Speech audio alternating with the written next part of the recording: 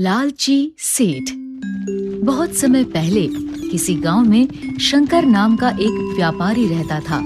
शंकर के पास एक बैलगाड़ी थी जिसे एक काले रंग का बहुत हट्टा कट्टा बैल खींचता था।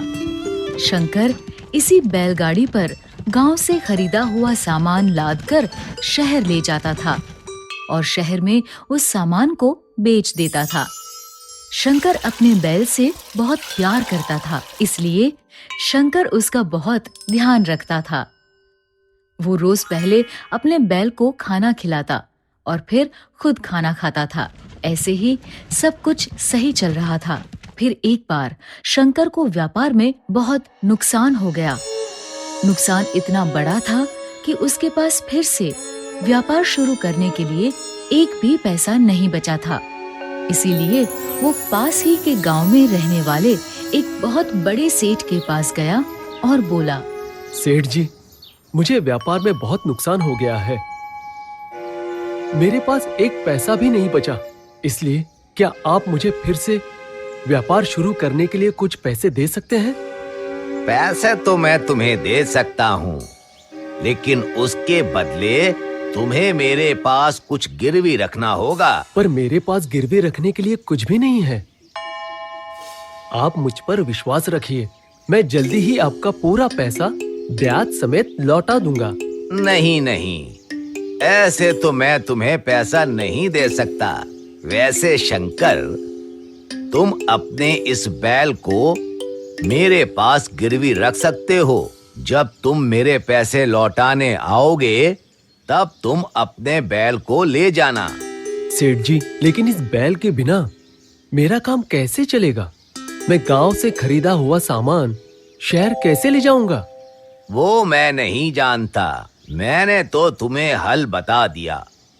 अब तुम्हें क्या करना है और कैसे करना है वो तुम देखो। सेठ की बात सुनकर शंकर सोच में पड़ गया। बहुत सोचने के बाद उसने सेठ से कहा, ठीक है सेठ जी, मैं अपने बैल को आपके पास गिरवे रखने के लिए तैयार हूँ। मैं जल्दी ही आऊँगा और आपको ब्याज समेत सारा पैसा लौटाकर इसे ले जाऊंगा। सेठ ने शंकर को पैसे दे दिए। पैसे लेकर शंकर वहाँ से चला गया। अगले ही दिन से सेठ ने अपने पास काम करने वाले नौकर को बुलाया और उससे कहा, राजू, इस बैल को अपने साथ खेत में ले जाओ और इससे जमकर काम करवाओ। सेठ के कहे अनुसार राजू उसे अपने साथ खेत ले गया। उसने खेत में बैल से जमकर काम करवाया। ऐसे ही वो रोज दिन भर उससे खेतों में मजदूरी करवाता और खाने के लिए शाम को सिर्फ एक समय थोड़ा सा चारा दे देता, जिससे जल्द ही बैल बहुत कमजोर हो गया। कुछ समय बाद बैल बीमार रहने लगा। जब राजू ने सेठ से ये बताया तो सेठ ने उससे कहा, उसे कुछ नहीं होगा, तुम उससे काम करवाते रहो। सेठ की बात सुनकर राजू रोज की तरह बैल से खेत में काम करवाने लगा और एक दिन खेत में काम करते करते बैल गिर पड़ा और मर गया। ये इसे क्या हो गया? तभी हाथ में पैसों से भरा थैला लिए शंकर वहाँ पहुँचा। सेठ जी, लीजिए आपके पैसे। शंकर को देखकर सेठ डर गया। उसे कुछ समझ नहीं आया कि वो शंकर को कैसे बताए कि उसका बैल मर गया है। तभी शंकर की नजर मरे हुए बैल पर पड़ी। ये मेरे बैल को क्या हुआ?